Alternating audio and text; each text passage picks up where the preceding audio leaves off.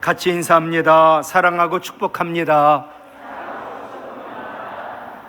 같이 인사하지요. 구원받은 우리는 영원히 행복한 사람입니다.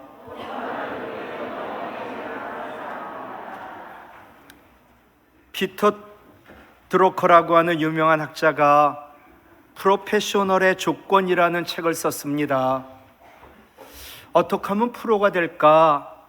그 이야기입니다. 미국 정부 산하 큰 과학연구소에 나이가 많고 경험 있는 출판국장이 퇴임을 하고 좀 더 전문성 있는 젊은 국장이 부임을 하였습니다. 젊은 국장은 뛰어납니다. 인류 과학 전문 기자 출신입니다. 그가 오더니 변했습니다. 발간하는 간행물들이 더욱 전문지다운 품위를 갖게 되었습니다. 그런데 정작 그 간행물의 주요 독자층인 과학자들이 그 잡지 구독을 중단하였던 것입니다. 젊고 유능한 국장이 왔는데 그래서 출판물이 간행물이 달라졌는데 왜 과학자들은 그 잡지를 중단했을까? 이유가 궁금했습니다. 그랬더니 그 한 과학자가 대답합니다. 지난번 출판국장은 우리를 위하여 글을 써주는 참 스승이었는데 새로 부임한 출판국장은 선생이 되어 우리에게 가르치려고 글을 쓰고 있다. 누구를 가르치고 몸소 행치 않으면 참으로 피곤합니다. 본인도 안 하면서. 성경을 보면 바리새인과 서기관들이 그렇습니다. 늘 그들은 스승이 되려고 했고 늘 어른 노릇을 하려고 했고 잔치집에 가도 늘 상석에 앉으려고 했고 보통 비루한 백성들과는 나는 다른 존재야 라고 생각하며 늘 모든 사람들보다 위에 군림하여 늘 사람들에게 가르치려고만 했습니다. 그러나 우리 예수님은 다르셨습니다. 우리를 위하여 눈높이 맞추고 하늘 보좌 버리시고 이 땅에 오셨습니다. 그리고 자신을 십자가에 내어주시며 몸소 사랑이 이런 것이다 라고 실천하셨습니다. 우리 예수님은 완전하신 선생님이신데 몸소 사랑을 실천하신 참 스승이십니다.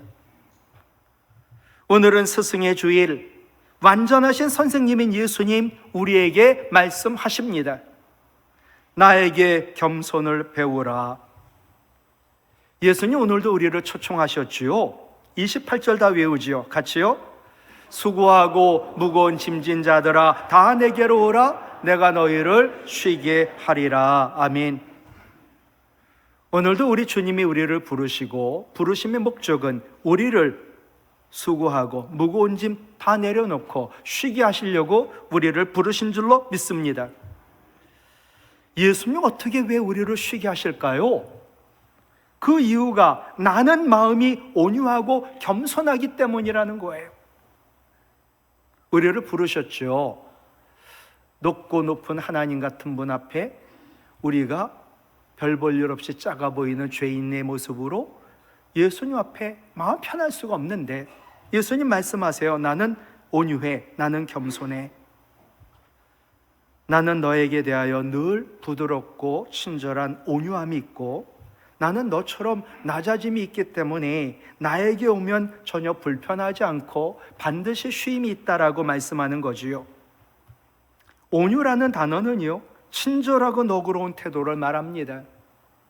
주님 앞에 가면 늘 친절하시고 너그러워요. 불편함이 없어요. 나가도 나는 꼭 가고 싶은 곳. 또한 예수님은 겸손하세요. 하늘 같으신 분이 낮아지셨고 사람으로 또 지위와 신분도 만왕의 왕이 완전히 우리처럼 비천해지시고 일부러 자기를 낮추는 겸비라는 뜻이 겸손이거든요. 예수님 자신에게 오는 자들을 향하여 친절하고 너그러운 마음을 가지고 자신을 우리보다 낮은 겸비한 마음을 가지고 그래서 우리가 예수님 앞에 나오면 누구든지 마음이 평안하고 삶과 영과 육이 쉼을 얻을 수 있다는 거예요. 그럼 예수님은 왜 이런 사실을 밝히셨을까? 여러분, 예수님 어떤 분인지 아시죠? 구약 때부터 고난받는 종으로 예언되었던 분, 우리를 구원하시기 위하여 오신 겸손한 메시아, 그분이 바로 예수님이시기 때문에 이런 말씀하고 있는 거지요. 예수님 두 가지의 속성이 있습니다. 예수님은 참 하나님, 그리고 예수님은 참 인간. 예수님은 진실로 하나님이십니다. 그것을 우리는 하나님 아들이라 말합니다. 여기서의 아들은 낳았다는 뜻이 아니라 하나님과 동등되다라고 말씀드렸죠. 우리 예수님은 하나님이세요. 반면에 예수님은 사람이세요. 근데 사람 가운데서도 종이셨다는 사실이지요. 높은 하늘 보좌 버리시고 이 땅에 오신 예수님, 사람 모습으로 종의 흉내만 낸 게 아니라 진정한 종으로서의 삶을 사시며 겸손을 보여주셨고, 그 겸손으로 우리는 구원을 받은 거지요. 나의 멍에를 메고 내게 배우라. 그리하면 너희 마음이 쉼을 얻으리니 그 이유는 내 멍에는 쉽고 내 짐은 가볍기 때문이다. 오늘도 주님 앞에 나오셨어요. 그래서 주님의 멍에와 주님의 멍에를 메고 주님께 배우면 우리에게 왜 마음의 쉼을 얻게 할 수 있을까? 오늘도 우리 주님이 우리에게 주시는 주님의 멍에는 쉬워요. 우리에게 말씀하시는 주님의 짐은 너무나 가볍기 때문이라는 거예요. 그럼 오늘 본문을 보면 내 멍에는 쉽고 내 짐은 가벼움이라 라는 말은 표현은 다르지만 의미는 같은 의미입니다.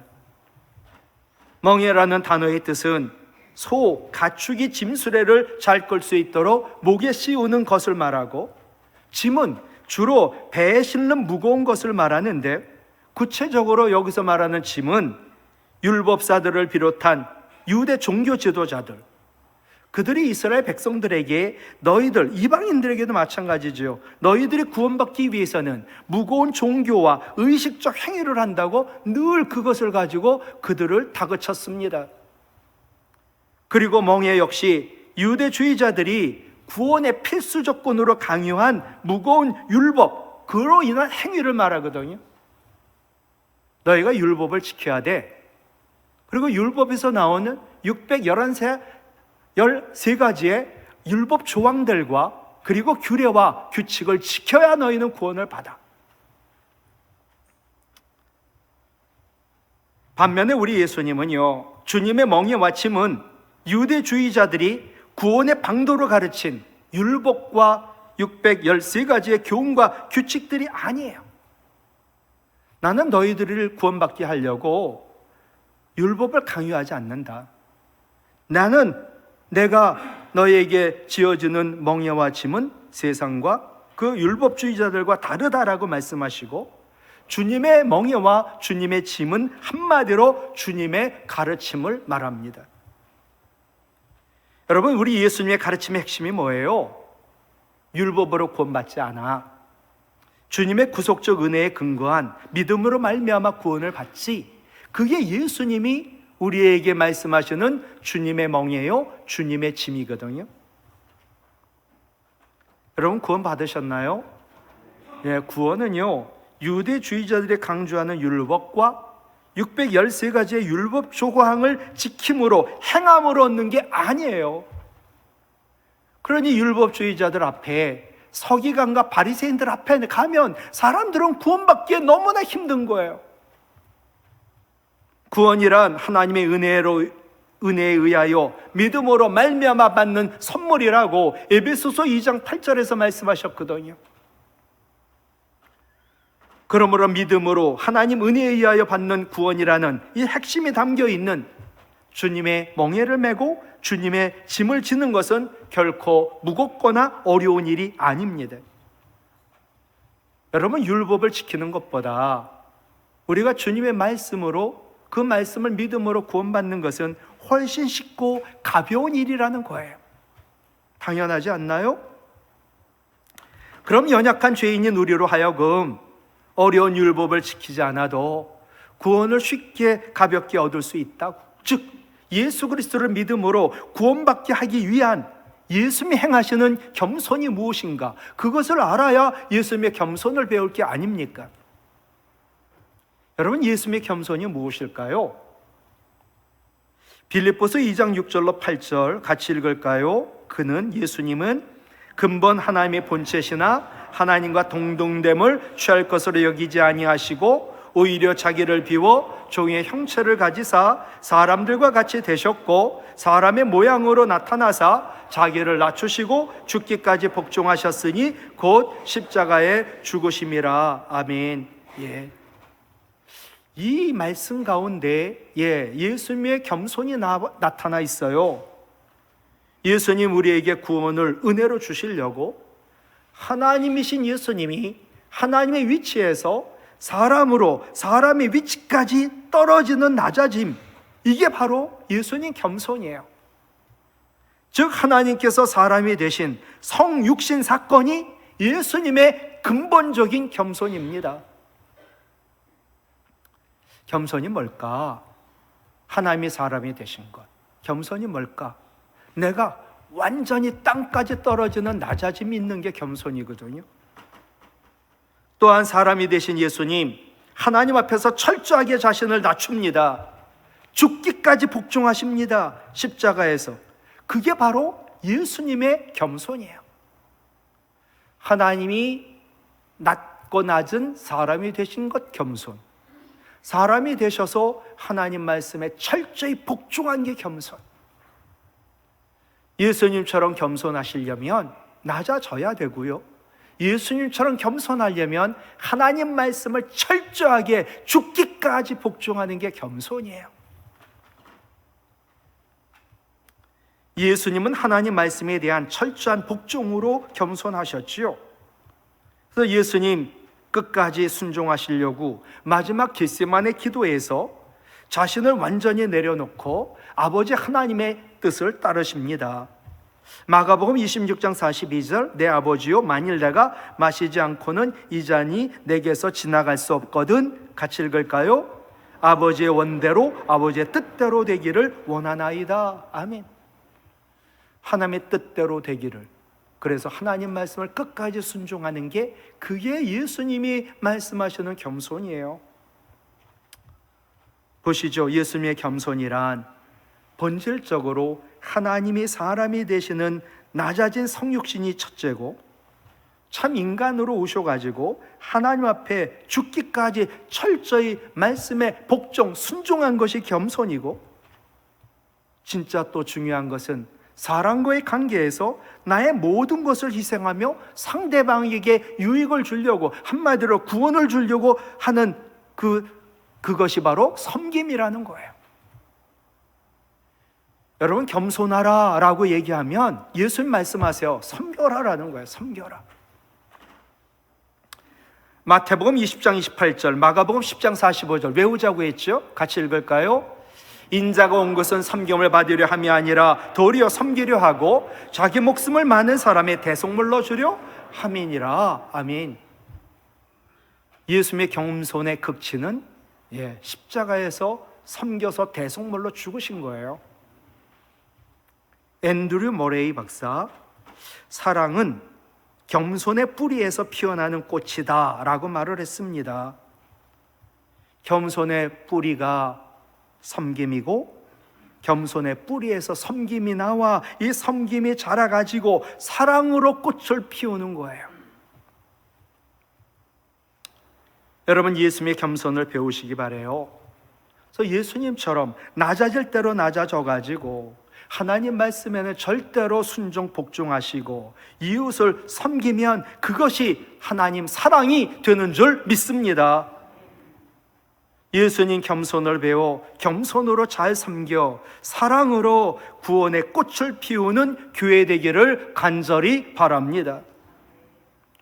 여러분 보세요. 예수님의 겸손으로 구원받았어요. 근데 내가 예수님 겸손을 배워가지고 예수님처럼 겸손으로 섬기며 살 때 사랑으로 구원의 꽃을 핀단 말이에요. 두 번째, 완전하신 선생님인 예수님 말씀하시죠. 나에게 온유를 배우라. 29절, 나는 마음이 온유하고 겸손하니 내게 배우라 말씀합니다. 여기서 온유라는 헬라어는 겉으로만 부드러운 게 아닙니다. 속으로 부드러운 것이지요. 근데 사람은 속으로 부드러운 그런 온유가 안 됩니다. 겉으로는 부드러울 수 있는데 그것은 온순입니다. 온순과 온유는 다릅니다. 누구나 겉으로 부드러울 수 있는 온순은 할 수 있지만 속까지 부드럽기는 결코 쉽지가 않습니다. 그 이유는 하나입니다. 우리 속에 죄가 있기 때문입니다. 죄는 뭘까요? 우리 속에 나쁜 것이 있는 게 죄입니다. 내 안에 교만이 있지요, 이기심이 있지요, 하찮은 자존심이 있지요, 탐심이 있지요, 정욕이 있지요, 야망이 있지요. 이것으로 내 마음이 가득 차 있기 때문에 우리의 속이 부드러워지기는 결코 쉽지가 않습니다. 온유라는 이것은 하나님 성품이에요. 즉 하나님이 지니신 본 마음의 온유입니다. 우리 하나님은 온유한 분이시지요. 성경에 나와 있지요. 하나님은 죄를 가장 싫어하십니다. 그래서 죄에 대하여 심판하세요. 근데 죄를 지었다고 그때마다 심판하면 다 망하지 않을까요? 근데 죄를 지었다고 다 망하게 하지는 않으시더라고요. 설교 시간이 길면 엄청 많이 말씀을 전할 수 있겠지만 사사기 시대를 하나 클로즈업 시켜서 볼까요? 사사시대 세상에 구원받은 이스라엘 백성들이 바알을 섬기고 하나님을 잊어버렸습니다. 하나님 진노하셔가지고 적을 통해서 이스라엘 백성들을 치셨지요. 또 그러니 살려달라고 하나님 은혜를 구하자 하나님 또 은혜로 사사들을 또 세워주시고 그들을 구원해 주셨습니다. 그런데 세상에 13번이나 똑같은 죄를 반복합니다. 사사기에 가장 많이 나오는 단어가 또라는 단어입니다. 한번 설교를 또라는 단어로 하고 싶어요. 또 설교 제목이 또 이게 무슨 뜻이지? 또 죄를 짓고 또 주님을 실망시키고 또 아프고 또 실망하고 그러나 또 우리를 은혜로 우리를 다시 붙잡아 주시고 다시 세워 주시고 또 다시 구원으로 새롭게 하는 거듭남을 계속 보여주시는 게 하나님의 또지요. 사사기 3장 12절에 보면 이스라엘 자손이 여호와 하나님 눈앞 목전에 또 악을 행했다. 이 말이 계속 나와요. 계속 13번이나 죄가 반복됐지만 나 같으면 가만두지 않았을 겁니다. 근데 우리 하나님은 온유하신 분이기 때문에 이 상황에서도 끝까지 온유하게 참으시더라고요. 여러분, 하나님은 한번 뜻을 정하면 절대로 바꾸시지 않으신 분인데 성경에 보면 하나님이 8번이나 뜻을 바꾸셨습니다. 한 가지 예가 시내산 밑에서 모세가 시내산 올라가고 내려오질 않아요. 야, 모세 죽었나 보다. 하나님 안 계신가? 우리에게 신이 필요해.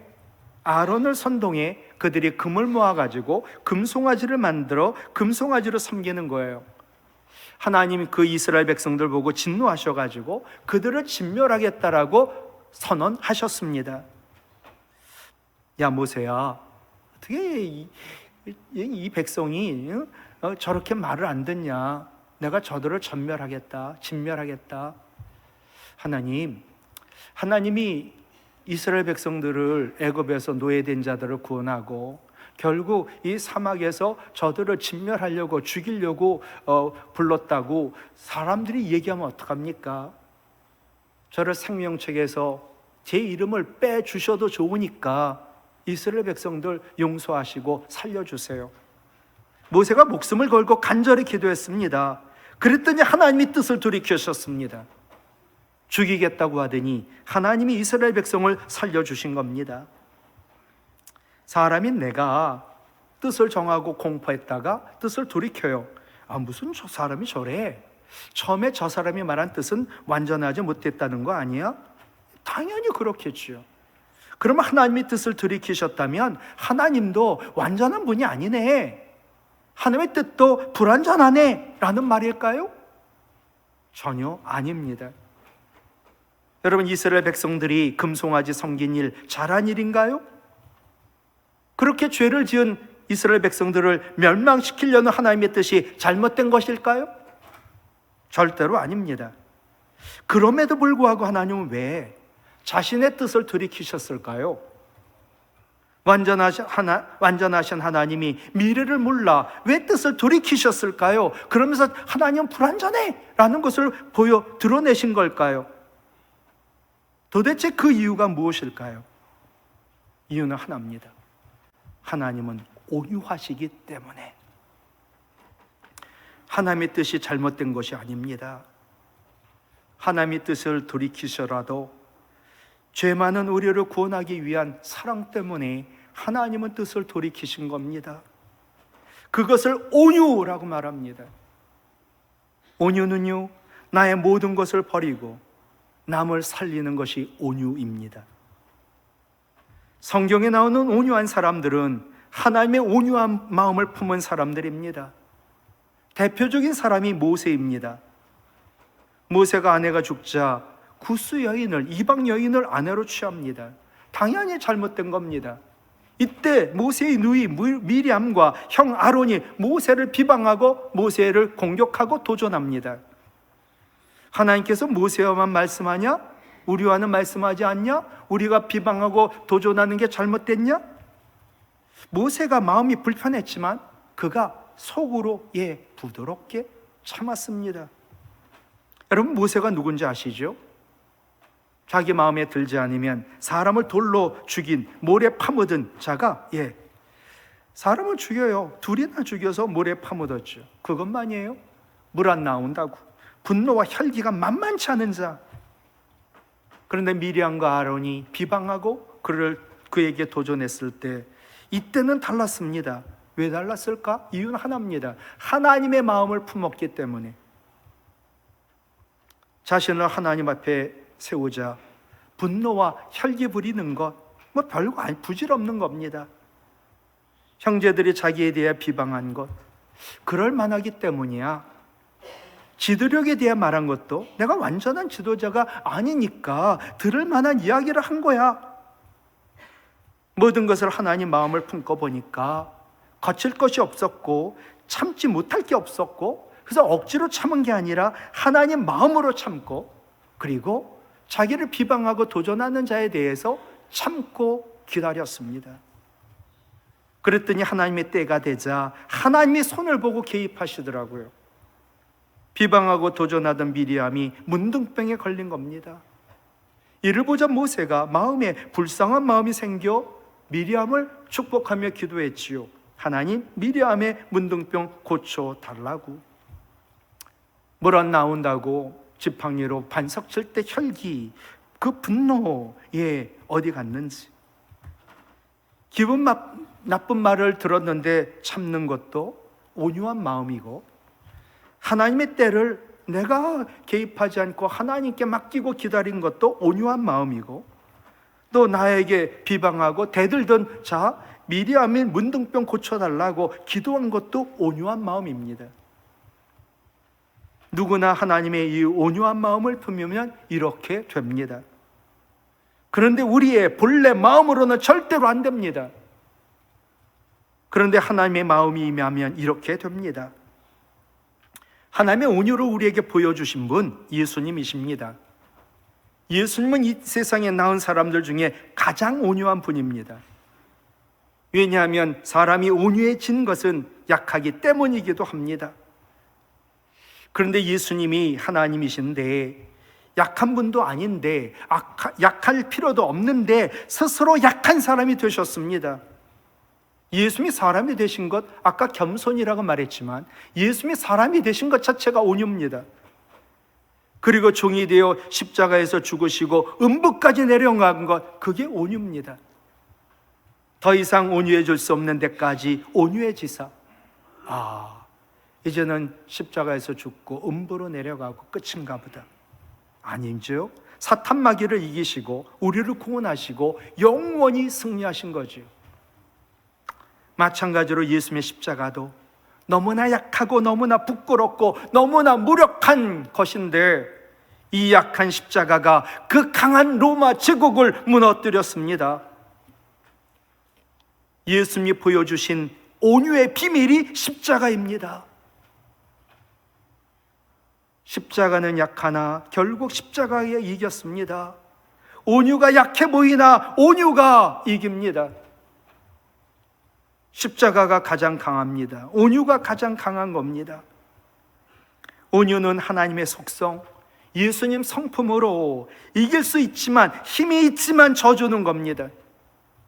나 힘 있습니다, 돈 있습니다, 능력 있습니다, 재능 있습니다. 그런데 져줍니다. 이 절제된 힘을 온유라고 말합니다. 그럼 어떻게 해야 절제된 힘인 온유를 가질 수 있을까? 성령으로만 됩니다. 스가랴 4장 6절 같이 외울까요? 이는 힘으로 되지 아니하며 능력으로 되지 아니하고 오직 나의 영, 하나님의 영, 성령으로 되느니라. 아멘. 예. 성령이 우리 가운데 충만하여, 사도 바울은 그걸 성령에 매였다라고 말을 하고, 성령이 우리 가운데 주인이 되시면 성령이 우리의 삶에 드러나는 열매를 맺게 하는데, 그것이 우리가 알고 있는 갈라디아서 5장 22, 23절이지요. 성령의 열매는 같이 기록이 없어요. 같이 외울까요?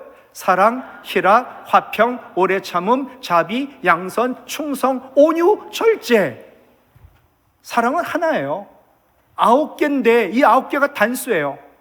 사랑은 희락이고요, 화평이고요, 오래 참음이고요, 온유고요, 절제예요. 우리 안에 성령이 계시면 우리는 성전이요, 그 성령이 우리를 복종시켜 하나님 앞에 서게 만들고 온유하게 하는 줄로 믿습니다. 온유는 성령 충만할 때 성령의 열매로 나타나는 것이지요. 그러기에 성품상 온순하지 못해도 온유할 수 있습니다. 사람이 온순하지 않아요. 근데 온유할 수 있어요. 성경의 대부분 믿음의 사람들 온순하지 못했어요. 근데 성령의 능력으로 온유해졌어요. 제일 그런 자가 모세지요. 모세만이에요? 다윗도 마찬가지예요. 다 죽였으니까, 모든 전쟁에서 이겼으니까. 베드로도 마찬가지예요. 얼마나 혈기가 있고 다혈질적인 인간인가요? 온순하지 않아요. 근데 그는 결국 온유했어요. 사도 바울 마찬가지입니다. 사울일 때 예수 믿는 자 가차없이 잡아 죽였어요. 그 자가 온순하지 못한데 온유해졌어요. 누가 복을 받는지 아십니까? 바로 성령 충만하여 온유한 사람인 줄로 믿습니다. 온유하신 예수님, 온 하늘과 온 땅 기업으로 차지하셨습니다. 만왕의 왕이 되셨지요. 예수님 말씀은 절대로 맞습니다. 온유한 자가 땅을 기업으로 받는다.